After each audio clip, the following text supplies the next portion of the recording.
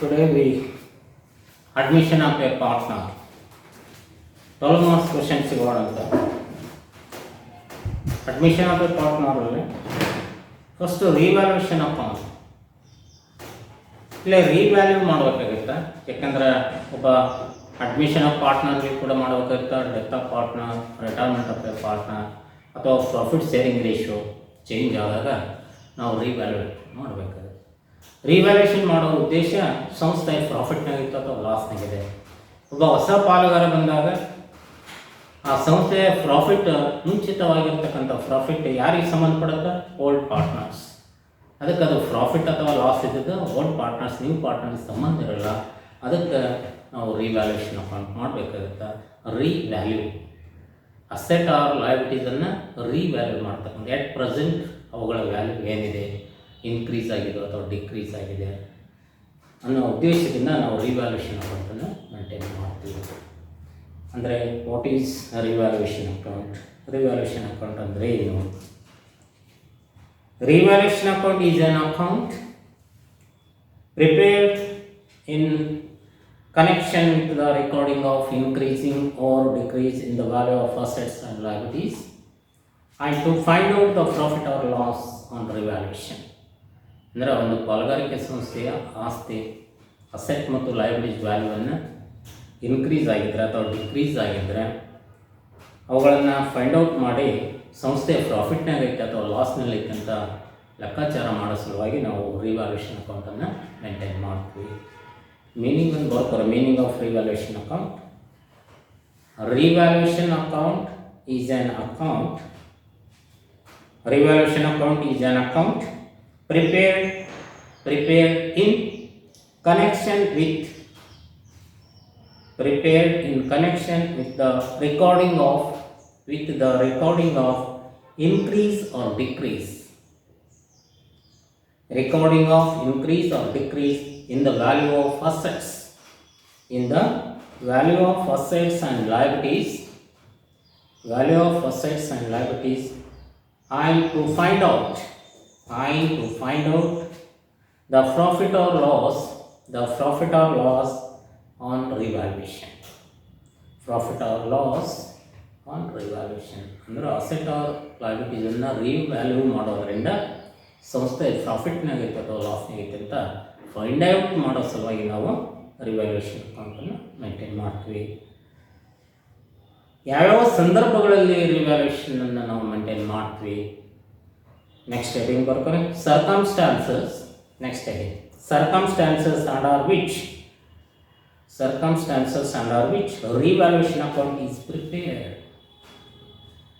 Circumstances under which revaluation account is prepared. ಯಾವ ಸಂದರ್ಭಗಳಲ್ಲಿ ನಾವು ರಿವ್ಯಾಲ್ಯೂಯೇಷನ್ ಅಕೌಂಟನ್ನು ಮೇಂಟೈನ್ ಮಾಡ್ತೀವಿ?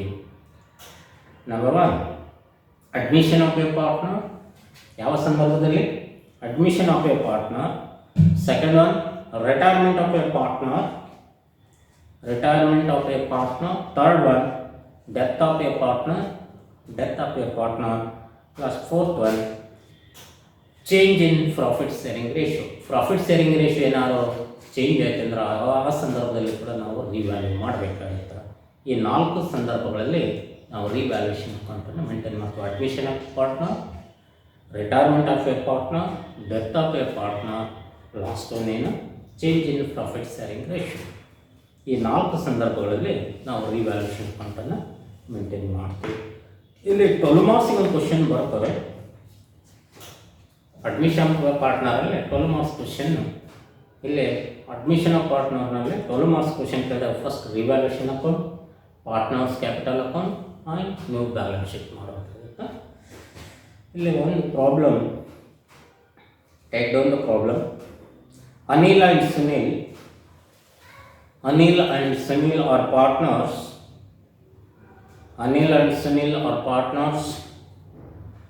sharing profits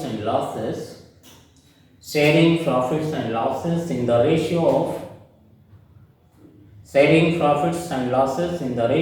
3:2. Their balance sheet is on 31st March 2018 31st March 2018 was as follows. ಇಲ್ಲಿ ಕೆಳಗಡೆ balance sheet format ಹಾಕಿದ್ರೆ left side ಏನು ಮಾಡಿದ್ರೆ ಲಯಬಿಲಿಟಿ ಸೈಡ್, ರೈಟ್ ಸೈಡ್ ಏನು ಮಾಡಿದ್ರೆ ಅಸೆಟ್ಸ್. ಬ್ಯಾಲೆನ್ಸ್ ಶೀಟ್ ಫಾರ್ಮೆಟ್ ಗೊತ್ತಿದೆ ನಿಮಗೆ. Left side liabilities amount, right side ಏನು ಬರಬೇಕು ಅಸೆಟ್ಸ್ ಅಮೌಂಟ್ ಬರ್ಕೋಬೇಕು. ಫಸ್ಟ್ ಲಯಬಿಲಿಟೀಸ್ ಬರ್ತಾರೆ. First liabilities debit side. Liabilities, left hand side. Creditors 20,000. Bills payable 6,000. General reserve 4,000. Another capitals under Anil 40,000. Sunil 30,000. Anil 40, Sunil 30. Liability side ಯಾವ ಗೊತ್ತಾಯ್ತಾ? Creditors 20, bills payable 6,000, general reserve 4,000, capitals Anil 40,000, Sunil 30,000. Asset side, right hand side ಬರ್ಕೋಬೇಕು. Asset side, cash at bank 5,000, debtors 18,000. Debtors 18,000.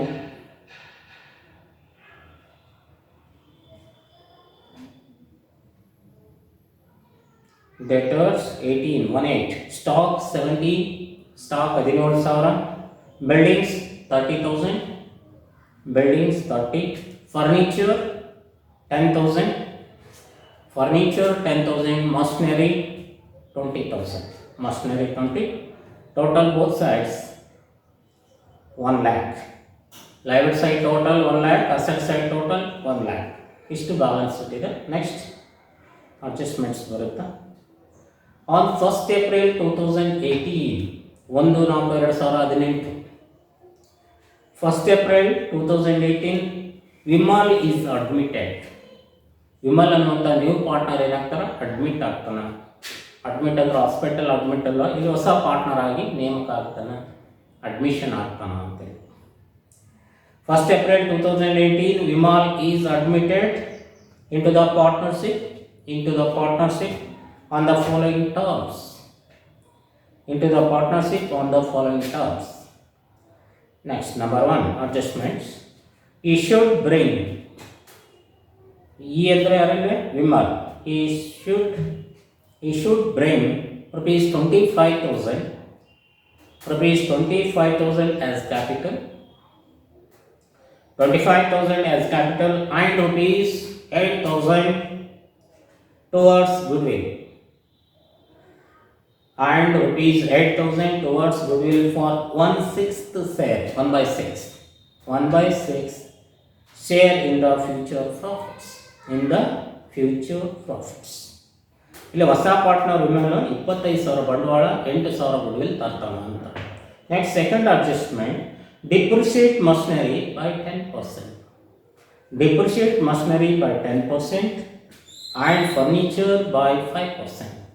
Depreciate machinery by 5%, machinery by 10%, and furniture by 5%.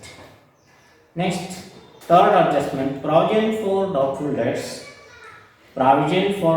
debts is to be maintained. Provision for doubtful debts is to be maintained at 5% on debtors. Provision for doubtful debts, PDD ಅಂತ ಕರೀತೀವಲ್ಲ, provisions for doubtful debts is to be maintained at 5% on debtors. Fourth adjustment, appreciate buildings by 20%. Last adjustment, provide rupees 400 for repair charges. ಇಷ್ಟು problem ಇದೆ. ಇಲ್ಲಿ ನಾವು necessary ledger account ಮಾಡಬೇಕು, ಒಂದು revaluation account, partners capital account, ನಂತರ balance sheet. Prepare number 1 revaluation account, second 1 partners capital accounts, last one new balance sheet ಅಥವಾ balance sheet of the new balance sheet of the new ಇಷ್ಟು problem ಇದೆ. First revaluation account ಮಾಡಬೇಕು. ಅಡ್ಜಸ್ಟ್ಮೆಂಟ್ಗಳನ್ನು revaluation ಅಕೌಂಟಿಗೆ apply ಮಾಡ್ಕೋಬೇಕಾಗುತ್ತೆ. Asset value increase ಆದ್ರೆ ಅಥವಾ appreciate ಆದರೆ ಬೈ ತೊಗೋಬೇಕಾಗುತ್ತೆ. ಡಿಪ್ರಿಸಿಯೇಟ್ ಆದರೆ ಡೆಬಿಟ್ ಸೈಡ್ ತೊಗೋಬೇಕು. ರಿವ್ಯಾಲ್ಯೂಷನ್ ಅಕೌಂಟ್ ಇದು ನಾಮಿನಲ್ ಅಕೌಂಟ್ ಆಗುತ್ತೆ. ಲಾಸ್ ಆದರೆ ಅಥವಾ ವ್ಯಾಲ್ಯೂ ಕಡಿಮೆ ಅಂದರೆ ಅಸೆಟ್ ವ್ಯಾಲ್ಯೂ ಕಡಿಮೆ ಅಂದರೆ ಲಾಸ್ ಅದು ಡೆಬಿಟ್ ಸೈಡ್ ತಗೋಬೇಕು. ಅಸೆಟ್ ವ್ಯಾಲ್ಯೂ ಇನ್ಕ್ರೀಸ್ ಆದರೆ ಅದನ್ನು ಕ್ರೆಡಿಟ್ ಸೈಡ್ ತಗೋಬೇಕು. ಓಕೆ, ಫಸ್ಟ್ ಏನಿದೆ ಅಡ್ಜಸ್ಟ್ಮೆಂಟ್ ನೋಡೋಣ ಅಂತ. ಫಸ್ಟ್ ಏನಾಗಿದೆ ಇಲ್ಲಿ ಡಿಪ್ರಿಷಿಯೇಟ್ ಮಷಿನರಿ ಆ್ಯಂಡ್ ಫರ್ನಿಚರ್. ಇಲ್ಲಿ ಅಡ್ಮಿಷನ್ ಆಫ್ ಪಾರ್ಟ್ನರ್ ಅಂದಾಗ ರಿವ್ಯಾಲ್ಯೂಷನ್ ಅಕೌಂಟ್ ಮಾಡುವಾಗ ಬಿಸ್ನೆಸ್ನಲ್ಲಿ ಏನು ಅಸೆಟ್ಗಳ ವ್ಯಾಲ್ಯೂ ಇನ್ಕ್ರೀಸ್ ಆಗಿದ್ರೆ ಕ್ರೆಡಿಟ್ ರಿವ್ಯಾಲ್ಯೂಷನ್ ಅಕೌಂಟ್ ಓಪನ್ ಮಾಡಬೇಕು. ಫಸ್ಟ್ ಇಲ್ಲಿ ರಿವ್ಯಾಲ್ಯೂಷನ್ ಅಕೌಂಟು ಪರ್ಟಿಕ್ಯುಲರ್ ಸಮ್ ಅಂತ ಹಾಕಿ ನಡೆಯುತ್ತೆ. ಇಲ್ಲಿ ರಿವ್ಯಾಲ್ಯೂಷನ್ ಅಕೌಂಟ್ನಾಗ ಅಸೆಟ್ ವ್ಯಾಲ್ಯೂ ಇನ್ಕ್ರೀಸ್ ಆದರೆ ಬೈ ತೊಗೋಬೇಕು, ಡಿಕ್ರೀಸ್ ಆದರೆ ಡೆಬಿಟ್ ಸೈಡ್ ತೊಗೋಬೇಕು. ಅನಂತರ ಯಾವುದೇ ಲಾಸಸ್ ಅಥವಾ provision for doubtful debts RBD ಇದ್ದರೆ ಅದು ಬಿಸ್ನೆಸ್ ಲಾಸ್ ಆಗುತ್ತೆ, ಡೆಬಿಟ್ ಸೈಡ್ ತೊಗೋಬೇಕು. ಔಟ್ಸ್ಟ್ಯಾಂಡಿಂಗ್ ಎಕ್ಸ್ಪೆನ್ಸಸ್ ಇದ್ದರೆ ಅದನ್ನು ಕೂಡ ಡೆಬಿಟ್ ಸೈಡ್ ತೊಗೋಬೇಕು. ಎಲ್ಲ ಎಕ್ಸ್ಪೆಂಡಿಚರ್ಗಳನ್ನು ಅಥವಾ ಲಾಸಸ್ಗಳನ್ನು ಡೆಬಿಟ್ ಸೈಡ್ ತೊಗೊಂಡು ಇನ್ಕಮ್ ಅಥವಾ ಪ್ರಾಫಿಟನ್ನು ಕ್ರೆಡಿಟ್ ಸೈಡ್ ತೊಗೋಬೇಕು. ಇಲ್ಲಿ ಫಸ್ಟ್ ಅಡ್ಜಸ್ಟ್ಮೆಂಟ್ ಏನಾಯ್ತು, asset value depreciate machinery and furniture. Machinery ಮತ್ತು ಫರ್ನಿಚರ್ ಅಸೆಟ್ ವ್ಯಾಲ್ಯೂ ಡಿಪ್ರಿಸೇಟ್ ಆಗಿದೆ ಅಂದರೆ ವ್ಯಾಲ್ಯೂ ಕಡಿಮೆ ಆಗಿದೆ ಅಂತ. ಮಷಿನರಿ ಎಷ್ಟಾಗಿದೆ 20% ಮತ್ತು ಫರ್ನಿಚರ್ ಡಿಪ್ರಿಸೇಟ್ ಎಷ್ಟಾಗಿದೆ, ಮಷಿನರಿ 10%, ಫರ್ನಿಚರ್ 5%. ಅದು ಬ್ಯಾಲೆನ್ಸ್ ಶೀಟ್ನಲ್ಲಿ ನೋಡ್ರಿ ಮಷಿನರಿ ಎಷ್ಟು ಕೊಟ್ರ, ಮಷಿನರಿ 20,000 ಐತೆ. 20,000ಗೆ 10% ಮಾಡಿದರೆ 20,000ಗೆ 10% ಡಿಪ್ರಿಸೇಟ್ ಐತೆ, ಎಷ್ಟು ಬರುತ್ತಾ 2,000 ಬರುತ್ತಾ. ಅದೇ ರೀತಿ ಫರ್ನಿಚರ್ ಎಷ್ಟು ಕೊಟ್ರ, ಫರ್ನಿಚರ್ 10,000 ಐತೆ, ಅದಕ್ಕೆ 5%.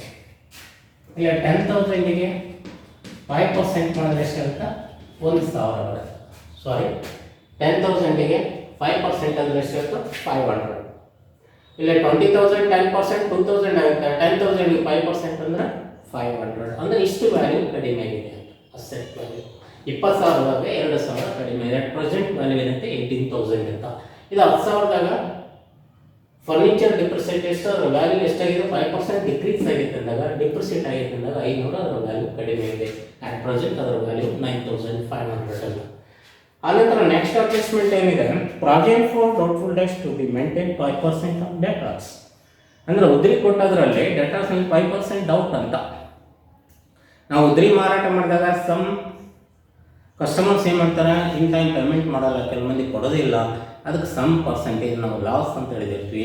ಅದು loss provision for doubtful debts 5% doubt ಅಂತ ಅಂದಾಗ ಇಲ್ಲಿ ಡೆಟಾರ್ಸ್ ಎಷ್ಟಿದೆ, ಡೆಟಾರ್ಸ್ 18,000 ಐತೆ. 18,000 5% ಮಾಡಿದಾಗ ಎಷ್ಟಾಗಿರ್ತದೆ, 18,000 5% ಡೌಟ್ ಇದೆ. 5% ಡೌಟ್ ಅಂದಾಗ ಅದೆಷ್ಟು 900 ಡೌಟ್ ಅಂತ ಲಾಸ್ ಅಮೌಂಟ್. ಅನಂತರ ನೆಕ್ಸ್ಟ್ ಅಡ್ಜಸ್ಟ್ಮೆಂಟ್ ಏನಿದೆ, appreciate building by 20%. Building value ಏನಾಗಿದೆ, ಅಪ್ ಆಗಿದೆ, ಅಪ್ರಿಸಿಯೇಟ್ ಆಗಿದೆ, ಅದರ ಬೆಲೆ ಹೆಚ್ಚಾಗಿದೆ ಅಂದಾಗ ಅದರ ವ್ಯಾಲ್ಯೂವನ್ನು ಕ್ರೆಡಿಟ್ ಸೈಡ್ ತಗೋಬೇಕು. ಬಿಲ್ಡಿಂಗ್ ವ್ಯಾಲ್ಯೂ ಎಷ್ಟು ಕೊಟ್ಟರೆ, ಬಿಲ್ಡಿಂಗ್ 30,000 ಇದೆ, ಇಲ್ಲ 30,000ಗೆ 20% ಮಾಡಿದಾಗ ಎಷ್ಟಾಗ್ತದೆ, 6,000 ವ್ಯಾಲ್ಯೂ ಇನ್ಕ್ರೀಸ್ ಆಗುತ್ತೆ. ಲಾಸ್ಟ್ ಅಡ್ಜಸ್ಟ್ಮೆಂಟ್ ಏನಿದೆ, provide 400 for repair charges.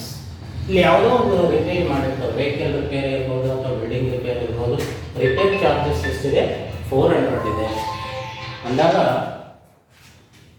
Total expenditure ಇಲ್ಲಿ ಡಿಪ್ರಿಸಿಯೇಟ್ ಇದ್ದು, provision for doubtful debts, repair charges ಇರಲ್ಲ, ಎಕ್ಸ್ಪೆಂಡಿಚರ್ ಅಥವಾ ಲಾಸಸ್ ಡೆಬಿಟ್ ಸೈಡ್ ತಗೋಬೇಕು. ಬಿಲ್ಡಿಂಗ್ ವ್ಯಾಲ್ಯೂ ಇನ್ಕ್ರೀಸ್ ಆಗೈತೆ, ಅಪ್ರಿಸಿಯೇಟ್ ಆಗೈತೆ ಅಂದಾಗ ಕ್ರೆಡಿಟ್ ಸೈಡ್ ತಗೋಬೇಕು. ಇಲ್ಲಿ ಕ್ರೆಡಿಟ್ ಸೈಡ್ ಟೋಟಲ್ ಜಾಸ್ತಿ ಇದೆ, ಅಪ್ರಿಷಿಯೇಟ್ 6,000 ಇದೆ, ಇವೆಲ್ಲ ಲಾಸಸ್ ಕಡಿಮೆ ಇದೆ ಅಂದಾಗ ಇನ್ಕಮ್ನಲ್ಲಿ ಎಕ್ಸ್ಪೆನ್ಸಸ್ ಕಳೆದಾಗ ಪ್ರಾಫಿಟ್ ಎಷ್ಟು ಬರುತ್ತಾ, 2,200 ಬರುತ್ತಾ. ಈ 2,000 ಅಂದರೆ 6,000ದಲ್ಲಿ ಟೋಟಲ್ ಲೆಸ್ ಮಾಡಿದಾಗ 2,200 ಪ್ರಾಫಿಟ್. ಇನ್ಕಮ್ ಜಾಸ್ತಿ ಇದೆ, ಎಕ್ಸ್ಪೆಂಡಿಚರ್ ಏನಿದೆ ಕಡಿಮೆ ಇದೆ ಅಂದಾಗ ಪ್ರಾಫಿಟ್ 2,200ನ್ನ ಓಲ್ಡ್ ಪಾರ್ಟ್ನರ್ಸ್ಗೆ ಓಲ್ಡ್ ರೇಷಿಯೋ ಪ್ರಕಾರ ಹಂಚ್ಬೇಕು. ಇಲ್ಲಿ ರೇಷಿಯೋ ಕೊಟ್ಟಿರೋ 3:2. ಇಲ್ಲಿ ಈ ಪ್ರಾಫಿಟ್ ಓಲ್ಡ್ ಪಾರ್ಟ್ನರ್ಸ್ಗೆ ಮಾತ್ರ ತಗೋಬೇಕು, ನೀವು ಪಾರ್ಟ್ನರ್ ಕನ್ಸರ್ನ್ ಇಲ್ಲ.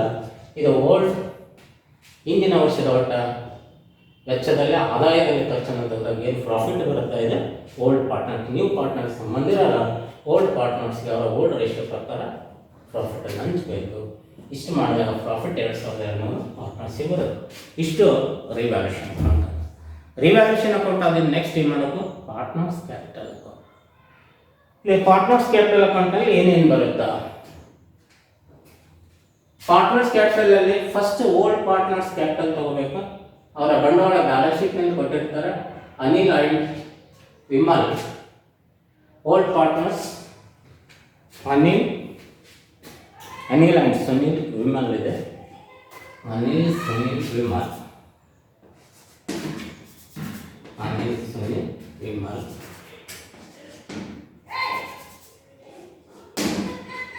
ಇಲ್ಲಿ old partners capital Anil 40, Sunil 30,000 balance sheet ಮೇಲೆ ಕೊಟ್ಟವ. Anil and Sunil balance sheet ನಲ್ಲಿ ಎರಡು ಸೈಡ್ ಇರುತ್ತೆ, ಅದನ್ನ ಬೈ ಬ್ಯಾಲೆನ್ಸ್ ಬ್ರಾಟ್ ಡೌನ್ ಅಂತ ತಗೋಬೇಕು. ರಿವ್ಯಾಲ್ಯೂಷನ್ ಪ್ರಾಫಿಟ್ ಮಾಡಿರಲ್ಲ, ರಿವ್ಯಾಲ್ಯೂಷನ್ ಪ್ರಾಫಿಟ್ ಬಂದಾಗ revaluation account to old partners. ಇಲ್ಲೇನಾಗುತ್ತೆ ಪ್ರಾಫಿಟ್ ಬಂದಾಗ ಪಾರ್ಟ್ನರ್ಸ್ ಅಕೌಂಟ್ನಾಗ ಬೈ ತಗೋಬೇಕು. ಪ್ರಾಫಿಟ್ ಲಾಸ್ ಇದ್ರೆ ಡೆಬಿಟ್ ಸೈಡ್ ಬರುತ್ತೆ. Revaluation account to partners capital account. Revaluation profit old ratio ಪ್ರಕಾರ ಇಲ್ಲಿ ಏನಿರುತ್ತೆ ಪ್ರಾಫಿಟ್ ಬಂದಾಗ ಬೈ ತಗೋಬೇಕು, ಲಾಸ್ ಬಂದ್ರೆ ಡೆಬಿಟ್ ಸೈಡ್ ಹೋಗಬೇಕು. ಇಲ್ಲ ಪ್ರಾಫಿಟ್ ಐತೆ ರಿವ್ಯಾಲ್ಯೂಷನ್ ಬೈ ತಗೋಬೇಕು.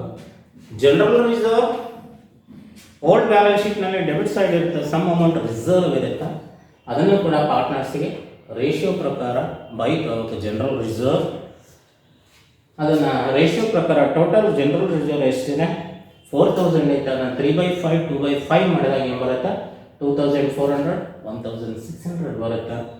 ನೆಕ್ಸ್ಟ್ ಇಲ್ಲೇ ಹೊಸ ಪಾರ್ಟ್ನರ್ ಬಂಡವಾಳ ತಂದದನ್ನ ಬೈ ಬ್ಯಾಂಕ್ ಅಕೌಂಟಲ್ಲಿ ತಗೋಬೇಕು.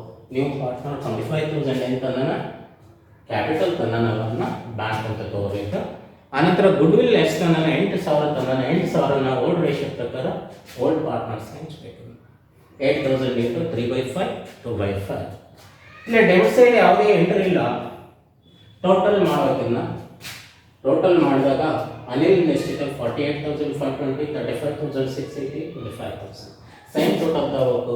ಇಲ್ಲಿ ಡೆಬಿಟ್ ಸೈಡ್ ಯಾವ ಇಲ್ಲ ಅಂದ್ರೆ ಬ್ಯಾಲೆನ್ಸ್ ಕೆರಡ್ ಅಂತ ತಗೋದು ಸೇಮ್ ಅಮೌಂಟ್ ತಗೋಬೇಕು. ಅದನ್ನು ಇಲ್ಲಿ ಬ್ಯಾಲೆನ್ಸ್ ಬ್ರಾಟ್ ಡೌನ್ ಬರೀಬೋದು ನೀನು.